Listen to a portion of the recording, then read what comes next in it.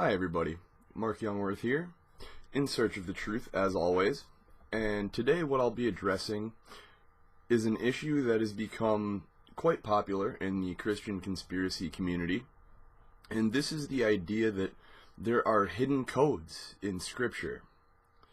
Now, there are different forms of people looking for codes in Scripture. Some people use algorithm codes that take, say, the third letter of every word, or the such and such letter, like the fifth or the eighth letter of every line.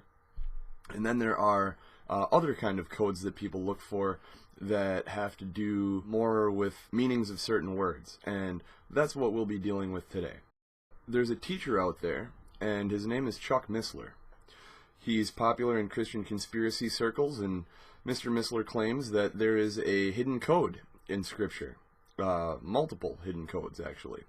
The one that we will be addressing today has to do with the names in genealogy in Genesis from Adam to Noah. And Mr. Missler claims that the genealogy from Adam to Noah carries a hidden message.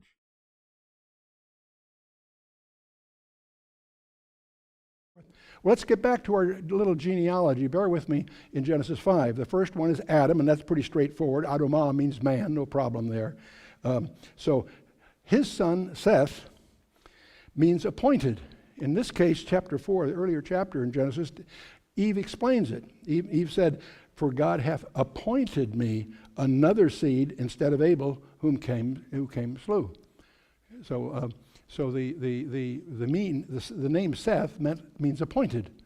Okay, we're getting somewhere. The next one is Enoch, and that is a verb which means mortal, frail, or miserable, from the root anash, which is usually used of a wound or grief or something like that.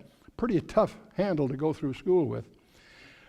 He has a son by the name of Kenan. Not Canaan, as some of your Bibles say, it's Kenan, because Balaam, in fact, does a pun on those names in Numbers. But the point is, that word can mean sorrow, dirge, or elder. That's another tough label to go through school with. Hey, sorrow, you're on our team. It's a pretty tough name. So when he has a son, he says, enough of this. He named his son a mouthful, but a great name. He called his son Mahalalel. Mahal, which means the blessed or praised one, and El, of course, the name for God. So Mahalalel, it's a mouthful, but what it means is the blessed God or the praised God. So far, so good. Now his son is named Yared, which is a verb meaning to come down, and there's a whole story behind that I'll spare you for this particular discussion. And he has a son by the name of Enoch, which we've mentioned already, but what does the name Enoch mean? It turns out it's an academic term. It means commencements or teaching, if you will. And Enoch, of course, as I said before, had a son by the name of Methuselah, and of course that was his death shall bring, and that was the year when he dies is the year the flood came. We went through that. He has a son by the name of Lamech, and this is a case where the root is still available to us in our English. The root there, we see it in lament or lamentation, and Lamech means despairing. It's a root that implies despairing. And Lamech has a son by the name of Noah. How many of you have heard of Noah? I have about 60%, Graham. That's scary. Okay, I'm kidding, of course. Okay, Noah. It's derived from the Hebrew word nacham, which means to bring relief or comfort. In fact, comfort or rest is what the term implies. And in fact, his father says he calls his name Noah, saying, "The same shall comfort us." The name Noah means comfort or rest. Okay, so you've been with me so far. We have a genealogy here then of 10 people: Adam, Seth, Enoch, Kenan, Mahalalel, Yared, Enoch, Methuselah, Lamech, and Noah. Let's not transliterate it, let's translate it. What do those names mean? Well, Adam means man, Seth means appointed, Enoch means mortal, Kenan means sorrow, Mahalalel means the blessed God, Yared means shall come down, Enoch teaching, Methuselah his death shall bring, Lamech the despairing, and Noah comfort or rest. Man's appointed mortal sorrow. But the blessed God shall come down teaching that his death shall bring. Whose death? God's death. Man is appointed mortal sorrow, but the blessed God shall come down, teaching that his death shall bring the despairing comforter rest. Is this true? That is my question. And we are going to examine Mr. Missler's claims and his conclusions. To check the meanings of the Hebrew names, we will be using multiple different sources to ensure accuracy and objectivity.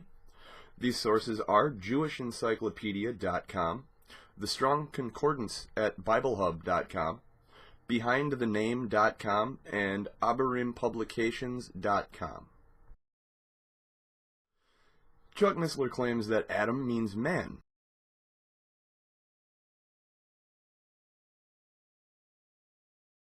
And as you can see, this part is true. Adam means man. Abarim Publications gives a few different meanings of what Adam could mean, but says that it is probably best translated as living creature. Next we have the name Seth. He claims that Seth means appointed.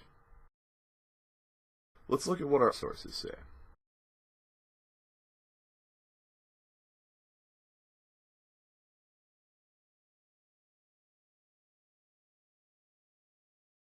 Like with Adam, he is correct. Seth does mean appointed, or set, or put.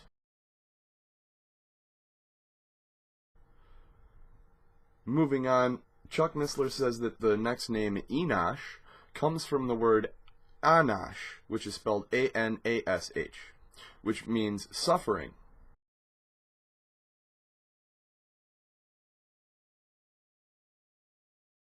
But this is false. Anash does happen to belong to the same root set that Enoch belongs to. However, Enoch does not come from Anash.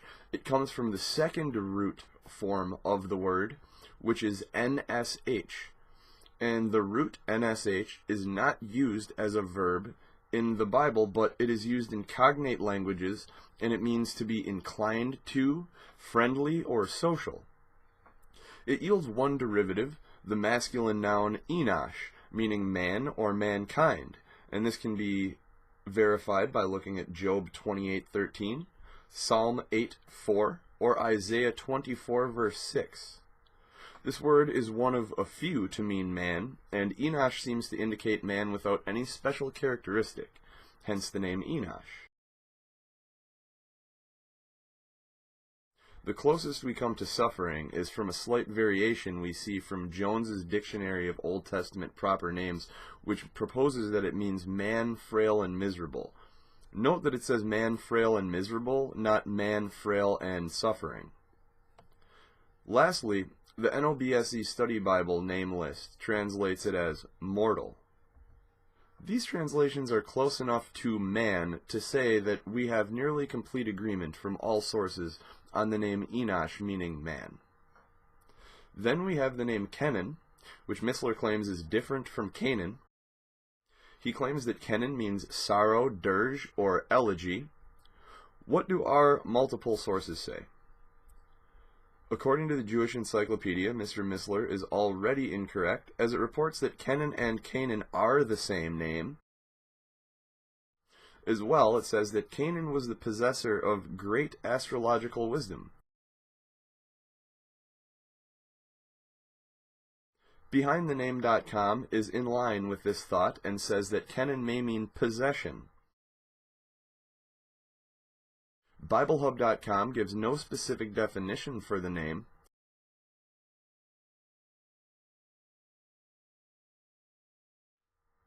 And Jones's Dictionary of Old Testament Proper Names proclaims that the name Kenan is the same as Cain and renders possession.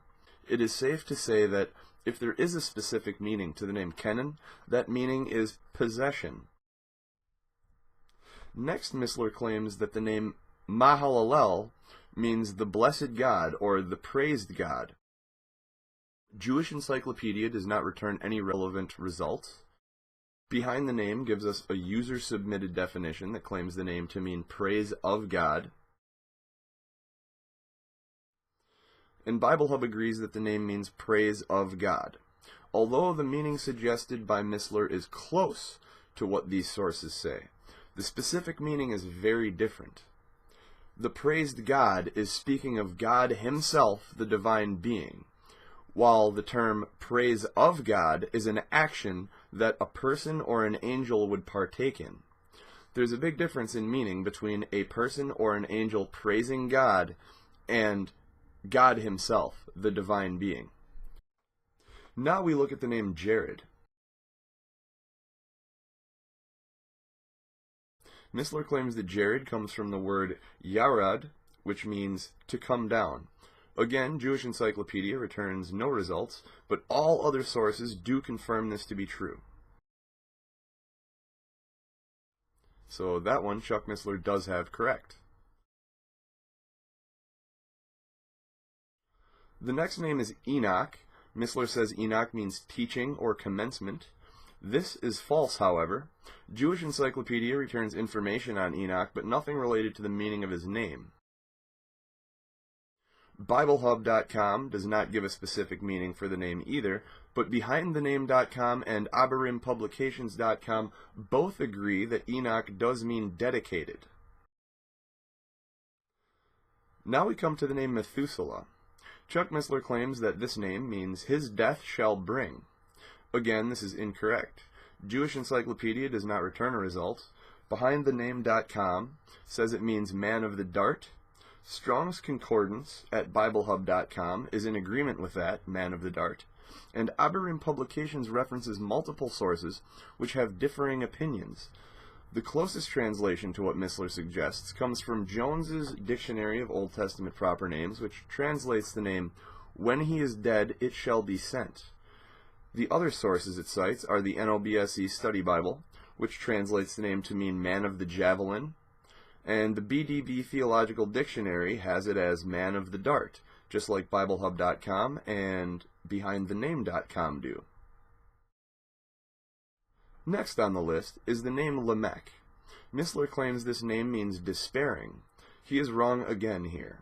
JewishEncyclopedia.com says that the name might mean vigorous youth. BehindTheName.com says it might mean to make low. The Strong's Concordance at BibleHub.com gives no specific meaning for the name. And Aberim Publications references Jones's Dictionary of Old Testament Proper Names, which says the name means powerful, and also references the NOBSE Study Bible name list, which says it means wild man. Lastly, we come to the name Noah. Missler claims that Noah means comfort or rest. JewishEncyclopedia.com agrees with him. BehindTheName.com also agrees with him. The Strong Concordance at BibleHub.com agrees as well. And so does the NOBSE Study Bible and Jones Dictionary of Old Testament Proper Names. So Missler got this last one correct. Now we'll compare the names and meanings that Missler claims they have side by side with the results from the research just conducted. The names and meanings in black are the ones that he got correct.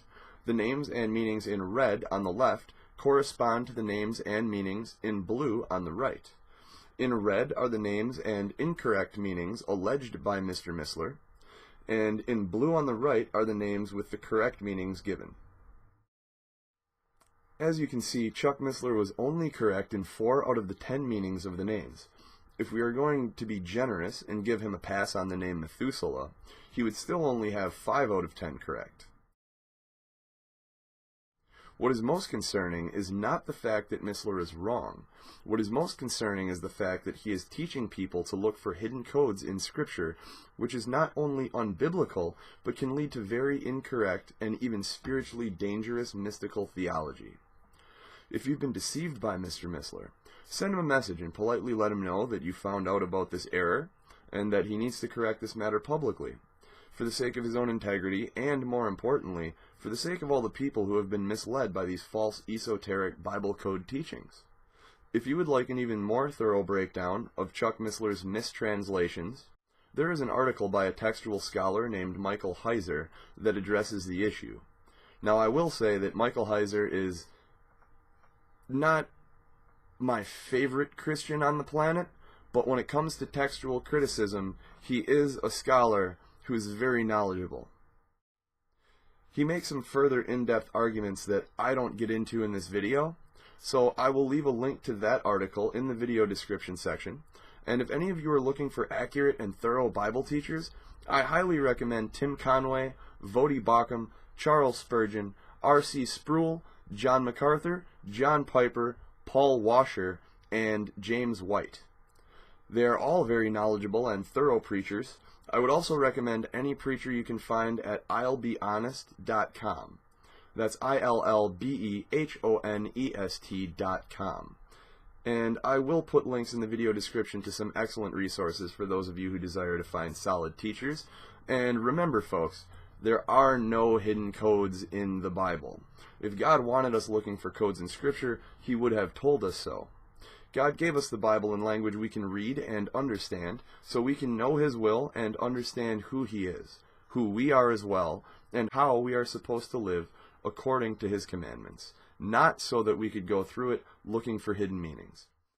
I pray this information has been helpful and informative, and that you've been blessed by it. Until next time, folks, keep trusting in the Lord and stay diligently in search of the truth.